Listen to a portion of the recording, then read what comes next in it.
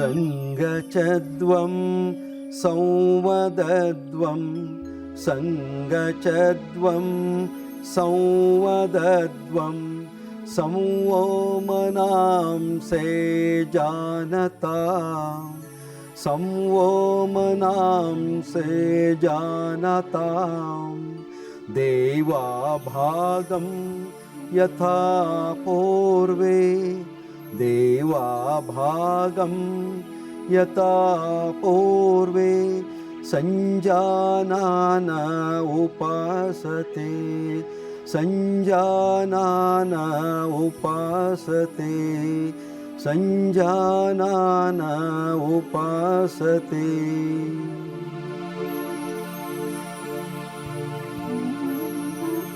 ದೂರದರ್ಶನ ಚಂದನ ವಾಹಿನಿಯ ಸಂಪೂರ್ಣ ಸ್ವಾಸ್ಥ್ಯಕ್ಕಾಗಿ ಯೋಗ ಕಾರ್ಯಕ್ರಮಕ್ಕೆ ತಮಗೆಲ್ಲರಿಗೂ ಸ್ವಾಗತ. ನಲ್ಮೆಯ ವೀಕ್ಷಕರೇ, ಇಂದಿನ ಈ ವಿಶೇಷ ಸಂಚಿಕೆಯಲ್ಲಿ ಮಂಡಿ ನೋವಿಗೆ ಯೋಗ ಚಿಕಿತ್ಸೆ ಎನ್ನುವ ಬಗ್ಗೆ ನೋಡೋಣ.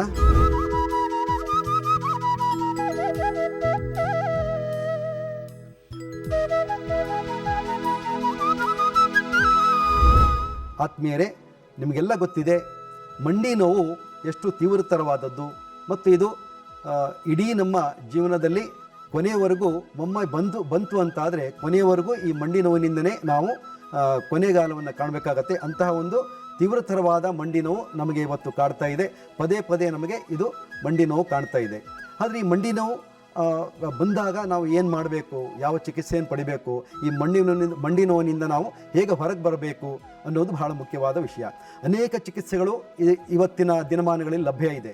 ಅನೇಕ ಸರ್ಜರಿಗಳನ್ನು ಕೂಡ ಲಭ್ಯ ಇದೆ. ಇವನ್ ನಮ್ಮ ಮಂಡಿಯನ್ನು ರಿಪ್ಲೇಸ್ಮೆಂಟ್ ಮಾಡುವ ಒಂದು ಚಿಕಿತ್ಸೆಯು ಕೂಡ ಇವತ್ತು ತುಂಬ ವ್ಯಾಪಕವಾಗಿ ಲಭ್ಯವಿದೆ. ಈ ಎಲ್ಲದಕ್ಕಿಂತ ಯಾವುದೇ ಔಷಧಿ ಇಲ್ಲದೆ ಮತ್ತು ಆ ಮಂಡಿ ಎಷ್ಟೇ ತೀವ್ರತರವಾಗಿದ್ದರೂ ಕೂಡ ಅದನ್ನು ನಮ್ಮ ಯೋಗ ಚಿಕಿತ್ಸೆಯ ಮೂಲಕ ಅತ್ಯಂತ ಸರಳವಾದ ವಿಧಾನಗಳೊಂದಿಗೆ ನಾವು ಮತ್ತೆ ಪುನಃ ನಾವು ಎಷ್ಟು ಚೆನ್ನಾಗಿ ನಡೆದಾಡ್ತಾ ಇದ್ದೀವಿ, ಓಡಾಡ್ತೀವಿ, ಈ ರೀತಿಯಾಗಿ ಮಾಡಲಿಕ್ಕೆ ನಮ್ಮ ಯೋಗ ಚಿಕಿತ್ಸೆಯಲ್ಲಿ ಹಲವಾರು ವಿಧಾನಗಳಿದ್ದಾವೆ ಮತ್ತು ಅಷ್ಟೇ ವಿಶೇಷವಾದ ಒಂದು ಕ್ರಮಗಳು ಇದ್ದಾವೆ. ಹಾಗಾದರೆ ಬನ್ನಿ ನೋಡೋಣ. ಇಂದಿನ ಈ ವಿಶೇಷ ಸಂಚಿಕೆಯಲ್ಲಿ ಮಂಡಿ ನೋವಿಗೆ ನಾವು ಏನೆಲ್ಲ ಚಿಕಿತ್ಸೆಯನ್ನು ಕೊಡ್ತಾ ಇದ್ದೇವೆ, ಅದರ ಮೂಲಕ ನಾವು ಹೇಗೆ ಗುಣಪಡಿಸ್ಕೊಳ್ಬೋದು ಅನ್ನೋದನ್ನು ಕೆಲವೊಂದು ಟ್ರ್ಯಾಕ್ಷನ್ಗಳ ಮೂಲಕ ನಾವು ಇವತ್ತಿನ ಸಂಚಿಕೆಯಲ್ಲಿ ನೋಡೋಣ.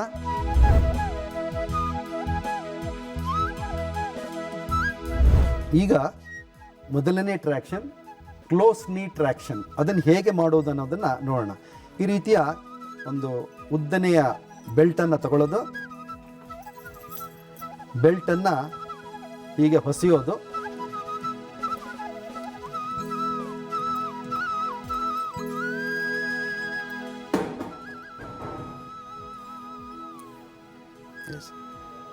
ಅದನ್ನು ನಮ್ಮ ಕಾಲಿನ ಮಂಡಿಯ ಮೇಲೆ ತೊಡೆಯ ಭಾಗಕ್ಕೆ ಕಟ್ಟೋದು.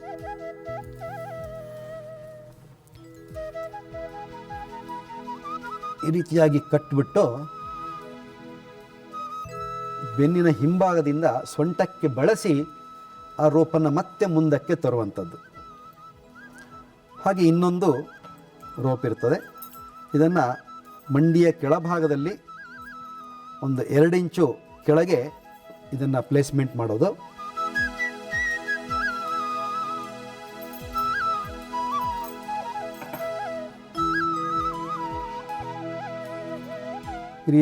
ಈ ರೀತಿಯಾಗಿ ಮಂಡಿಯ ಮೇಲೆ ಮತ್ತು ಮಂಡಿಯ ಕೆಳಗೆ 2 ಇಂಚು ಜಾಗವನ್ನು ಬಿಟ್ಟು ಅದನ್ನು ಬಂಧಿಸಲ್ಪಡುವುದು.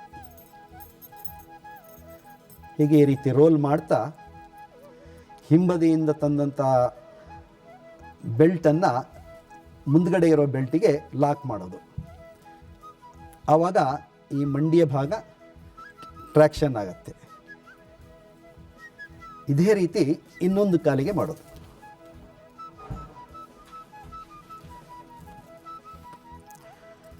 ಇವೆಲ್ಲ ರೋಪ್ ಅಂಡ್ ಬೆಲ್ಟ್ ಥೆರಪಿಯ ಕೆಲವು ಟ್ರ್ಯಾಕ್ಷನ್ಗಳು.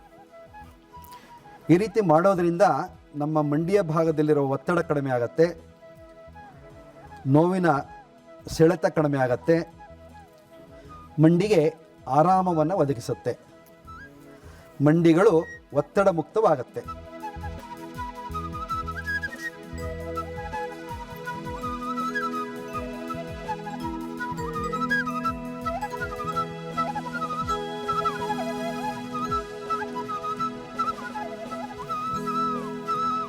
ಮತ್ತು ಬಹುಮುಖ್ಯವಾಗಿ ಈ ಟ್ರ್ಯಾಕ್ಷನ್ಗಳೆಲ್ಲ ಸ್ವಲ್ಪ ಅಭ್ಯಾಸ ಆಗಬೇಕು ಮತ್ತು ಚೆನ್ನಾಗಿ ಕಲಿಬೇಕು. ಮತ್ತು ನಮ್ಮ ಈ ಕಾಲಿನ ಬಗ್ಗೆ ಆಗಲಿ, ನಮ್ಮ ಶರೀರದ ಬಗ್ಗೆ ಆಗಲಿ, ಅದರ ಅನಾಟಮಿ ಆಫ್ ಬಾಡಿ ಅಂದರೆ ಈ ಅಂಗರಚನಾಶಾಸ್ತ್ರದ ಬಗ್ಗೆ ನಮಗೆ ತುಂಬ ಚೆನ್ನಾಗಿ ಅರಿವಿರಬೇಕು. ಆಗ ಮಾತ್ರ ಈ ಚಿಕಿತ್ಸೆಯ ಪದ್ಧತಿಯನ್ನು ನಾವು ಅಳವಡಿಸ್ಕೊಳ್ಳಿಕ್ಕಾಗಲಿ ಅಥವಾ ಅದನ್ನು ಕಲೀಲಿಕ್ಕಾಗಲಿ, ಅದನ್ನು ಕಾರ್ಯರೂಪಕ್ಕೆ ತರಲಿಕ್ಕಾಗಲಿ ಅನುಕೂಲ ಆಗತ್ತೆ.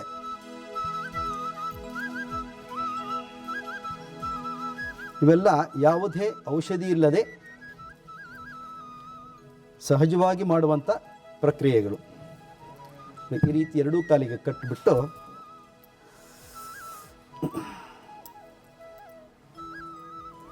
ಮತ್ತೊಂದು ಬೆಲ್ಟನ್ನು ಈ ರೀತಿ ನಮ್ಮ ಪಾದಕ್ಕೆ ಒಂದು ವುಡನ್ ಬ್ರಿಕ್ಕನ್ನಿಟ್ಟು ಕಟ್ಟುವುದು.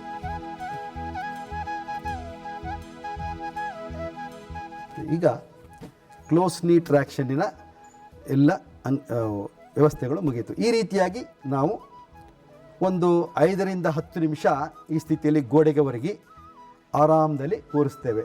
ಈ ರೀತಿ ಕೂತಾಗ ಏನಾಗ್ತದೆ ನೋಡಿ, ಬೆನ್ನಿನ ಹಿಂಭಾಗದಲ್ಲಿ ನಾವು ಟ್ರ್ಯಾಕ್ಷನ್ ಹಾಕಿದಾಗ ನೋಡಿ ಎಷ್ಟು ಚಂದವಾಗಿ ಬೆನ್ನಿನ ಭಾಗವನ್ನು ಎಳೆಯಲ್ಪಡುತ್ತೆ. ಇಲ್ಲಿ ಒಂದು ತುಂಬ ಸುಂದರವಾದ ಟ್ರ್ಯಾಕ್ಷನ್ ಆಗುತ್ತೆ. ಬೆನ್ನಿನಿಂದ ಕಾಲಿನವರೆಗೂ ಉತ್ತಮವಾದ ಟ್ರ್ಯಾಕ್ಷನ್. ಬೆಲ್ಟಿನ ಎಳ್ತಾ ಇದೆ, ಕಾಲಿನ ಭಾಗಕ್ಕೂ ಕೂಡ ಎಳ್ತಾ ಇದೆ. ಇಡೀ ಸೊಂಟದ ಕೆಳಭಾಗದಿಂದ ಪಾದದವರೆಗೆ ಇಲ್ಲಿ ಟ್ರ್ಯಾಕ್ಷನ್ ಆಗುತ್ತೆ. ಆಗ ಅಲ್ಲೆಲ್ಲ ನೋವಿರೋ ಭಾಗಕ್ಕೆ ನಮಗೆ ಆರಾಮ್ ಅನಿಸುತ್ತೆ, ಒತ್ತಡ ಕಡಿಮೆ ಆಗುತ್ತೆ, ಹಗೂರ ಅನಿಸುತ್ತೆ. ಸಾಮಾನ್ಯವಾಗಿ ಮಂಡಿಯ ನೋವು ಇದ್ದವರಿಗೆ ಕೂತ್ಕೊಳ್ಳಿಕ್ಕಾಗಲ್ಲ, ಏಳಲಿಕ್ಕಾಗಲ್ಲ, ನಿಂತ್ಕೊಳ್ಳಿಕ್ಕಾಗಲ್ಲ, ಮೂಮೆಂಟ್ ಮಾಡಲಿಕ್ಕಾಗಲ್ಲ. ಗೋಡೆ ಒಂದು ಹಂತದಲ್ಲಿ ಆಸ್ಟಿಯೋಪೊರೋಸಿಸ್ ಅಂಥದ ತೊಂದರೆಗಳಾದರೆ ಗೋಡೆಯನ್ನು ಹಿಡಿದು ನಾವು ನಡಿಬೇಕಾಗ್ತದೆ. ಸೊ ಅಂಥವರು ಕೂಡ ಈ ಚಿಕಿತ್ಸೆ ತಗೊಂಡ್ರೆ ಉತ್ತಮವಾದ ಫಲಿತಾಂಶ ಸಿಗ್ತದೆ. ಹೀಗೆ ಈ ಮಂಡಿಯ ಅನೇಕ ರೋಗಗಳು ನಾವು ನೋಡ್ತೀವಿ.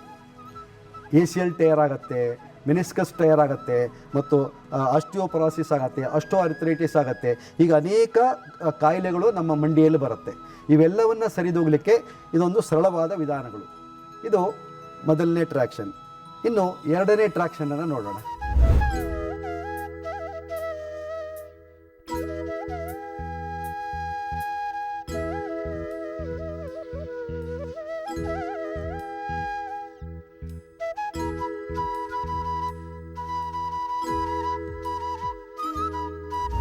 ನೀ ಸಪರೇಷನ್ ಟ್ರ್ಯಾಕ್ಷನ್ ಹೇಗೆ ಮಾಡುವುದು ಅನ್ನೋದನ್ನು ನೋಡ್ತಾ ಬರೋಣ. ಇದು ಬೆಲ್ಟಿನ ಮೂಲಕ ನಮ್ಮ ಕಾಲಿನ ಮಂಡಿಗೆ ಬಂಧಿಸುವಂತಹ ಒಂದು ವಿಧಾನ.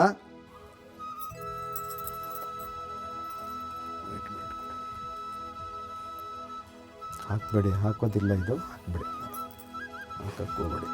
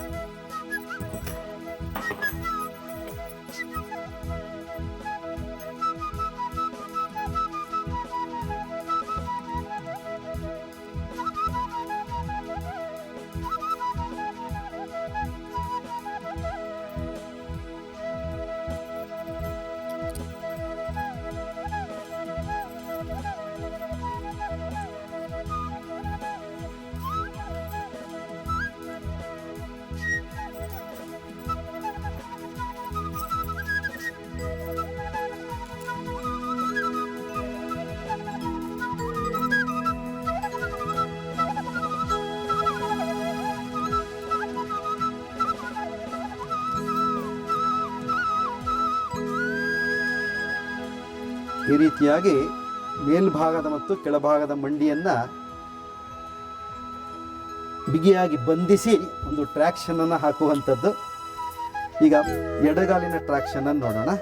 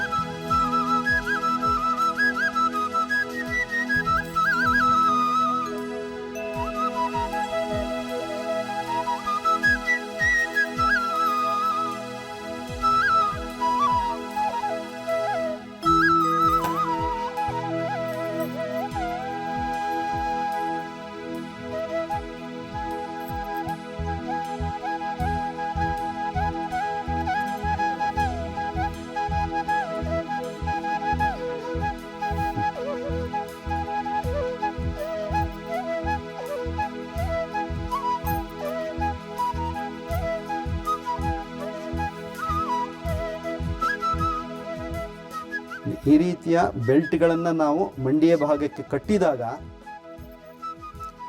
ಮಂಡಿಯಲ್ಲಿರುವ ಒತ್ತಡಗಳು ಕಡಿಮೆ ಆಗ್ತದೆ ಮತ್ತು ಮಂಡಿಯ ಭಾಗಕ್ಕೆ ಮತ್ತು ಮಂಡಿಯ ಮೇಲೆ ಮತ್ತು ಕೆಳಗಿರುವ ಮಾಂಸಖಂಡಗಳಿಗೆ ವಿಶೇಷವಾಗಿ ಶಕ್ತಿಯು ಒದಗಿಸ್ತದೆ. ಅಂದರೆ ಅಲ್ಲಿ ಸ್ಟ್ರೆಂಥೆನ್ ಆಗುತ್ತೆ ಮಸಲ್ ಪಾಯಿಂಟ್ ಮತ್ತು ನರ್ವ್ ಸಿಸ್ಟಮ್ಗಳು. ಆಗ ನಮಗೆ ಆರಾಮದಲ್ಲಿ ಮೂಮೆಂಟ್ ಮಾಡಲಿಕ್ಕೆ, ಕಾಲಿನ ಮೂಮೆಂಟ್ ಮಾಡಲಿಕ್ಕೆ, ನಡಿಲಿಕ್ಕೆ, ಓಡಾಡಲಿಕ್ಕೆ, ಕೂತ್ಕೊಳ್ಳಿಕ್ಕೆ ಇದು ತುಂಬ ಸಹಾಯವನ್ನು ಮಾಡುತ್ತೆ. ಮತ್ತು ಇಲ್ಲಿ ಮುಖ್ಯವಾಗಿ ನಾವು ಈ ಮಂಡಿಯ ಕೆಳಭಾಗ ಮತ್ತು ಮೇಲ್ಭಾಗವನ್ನು ಸಪರೇಷನ್ ಮಾಡ್ತೀವಿ. ಈ ರೀತಿ ಟ್ರಾಕ್ಷನ್ ಹಾಕಿದಾಗ ಏನಾಗುತ್ತೆ, ಅದು ಸಪ್ರೇಟಾಗಿ ಅಲ್ಲಿ ಫ್ಲೂಯಿಡ್ ಕ್ರಿಯೇಟ್ ಆಗುತ್ತೆ. ಸಾಮಾನ್ಯವಾಗಿ ಮಂಡಿ ನೋವು ಯಾಕೆ ಬರುತ್ತೆ ಅಂತ ಹೇಳಿದರೆ, ಮಂಡಿಯ ಒಂದು ಸ್ಪೇಸಲ್ಲಿ ಕೆಳಮಂಡಿ ಮತ್ತು ಮೇಲ್ಮಂಡಿ ಸ್ಪೇಸಲ್ಲಿ ಏನಿರುತ್ತೆ, ಒಂದು ಸೈನೋವಿಯಲ್ ಫ್ಲೂಯಿಡ್ ಅಂತ ಇರುತ್ತೆ. ಅದು ದ್ರವ ರೂಪದಲ್ಲಿರುತ್ತೆ. ಅದೇನಾಗುತ್ತೆ, ಆ ಶರೀರದ ಒತ್ತಡಕ್ಕೆ ಮತ್ತು ಅಲ್ಲಿ ಕ್ಯಾಲ್ಸಿಯಂ ಮತ್ತು ವೈಟಮಿನ್ ಸಿ ಡಿಗಳು ಕಡಿಮೆ ಆದಾಗ, ಡಿಫಿಷಿಯನ್ಸಿ ಆದಾಗ ಏನಾಗುತ್ತೆ, ಆ ದ್ರವ ರೂಪದ ವಸ್ತು ಡ್ರೈ ಆಗ್ತಾ ಬರುತ್ತೆ. ಸೊ ಆವಾಗ ಈ ಮಂಡಿಗಳು ಒಂದಕ್ಕೊಂದು ತಾಗಿ ಅಲ್ಲಿ ಕ್ಲಾಶನ್ನು ಉಂಟು ಮಾಡುತ್ತೆ, ಅಲ್ಲಿ ನೋವನ್ನು ಉಂಟು ಮಾಡುತ್ತೆ. ಸೊ ಈ ಒಂದು ಫ್ಲೂಯಿಡನ್ನು ಇಂಪ್ರೂವ್ ಮಾಡಲಿಕ್ಕೆ ಈ ಒಂದು ಟ್ರ್ಯಾಕ್ಷನನ್ನು ನಾವು ಹಾಕ್ತಾ ಇರೋದು. ಈ ಒಂದು ಸ್ಥಿತಿಯಲ್ಲಿ ಒಂದು 5 ರಿಂದ 10 ನಿಮಿಷ ನಾವು ಹಾಗೇ ಇರಬೇಕಾಗತ್ತೆ ಟ್ರ್ಯಾಕ್ಷನ್ನಲ್ಲಿ. ಆಮೇಲೆ ನಿಧಾನವಾಗಿ ತೆಗಿಬೇಕಾಗುತ್ತೆ. ತೆಗೆದ ತಕ್ಷಣ ಏನಾಗುತ್ತೆ ಅಂದರೆ, ನಮ್ಮ ಕಾಲಿಗೆ ಹೆಚ್ಚು ರಕ್ತ ಸರಬರಾಜಿನ ವ್ಯವಸ್ಥೆ ಆಗುತ್ತೆ. ಈಗ ಒಂದು ಮೋರೆಯಲ್ಲಿ ಕಸ ಕಟ್ಟಿದಾಗ ಕಸವನ್ನು ತೆಗೆದಾಗ ಹೇಗೆ ಮೋರಿ ನೀರು ಕ್ಲೀನ್ ಆಗುತ್ತೋ, ಹಾಗೆ ನಮ್ಮ ಈ ಕಾಲಿನ ವ್ಯವಸ್ಥೆಯ ಒಂದು ರಕ್ತ ಸರಬರಾಜಿನ ವ್ಯವಸ್ಥೆ ಕೂಡ ಹಾಗೆ. ಈ ಟ್ರ್ಯಾಕ್ಷನ್ ತೆಗೆದು ಕೂಡಲೇ ಅಲ್ಲಿರುವ ಬ್ಲಡ್ ಸರ್ಕ್ಯುಲೇಷನ್ ತುಂಬ ಚೆನ್ನಾಗಾಗುತ್ತೆ. ತನ್ಮೂಲಕ ಮಂಡಿಯಲ್ಲಿ ಒಂದು ಲುಬ್ರಿಕೇಷನ್ ಸಿಸ್ಟಮ್ ಜಾಸ್ತಿ ಆಗ್ತಾ ಬರುತ್ತೆ. ನೋಡಿದ್ರಲ್ಲ ವೀಕ್ಷಕರೇ, ಈ ಸಂಚಿಕೆಯಲ್ಲಿ ಮಂಡಿ ನೋವಿನ ಯೋಗ ಚಿಕಿತ್ಸೆಗಳ ಬಗ್ಗೆ ತಿಳಿದುಕೊಂಡಿದ್ದೀರಿ. ಮುಂದಿನ ಸಂಚಿಕೆಯಲ್ಲಿ ಇನ್ನಷ್ಟು ಮಾಹಿತಿಯೊಂದಿಗೆ ಯೋಗ ಚಿಕಿತ್ಸೆಯ ಪ್ರಕಾರಗಳನ್ನು ತಿಳಿಯೋಣ. ಶುಭವಾಗಲಿ. ನಮಸ್ಕಾರ.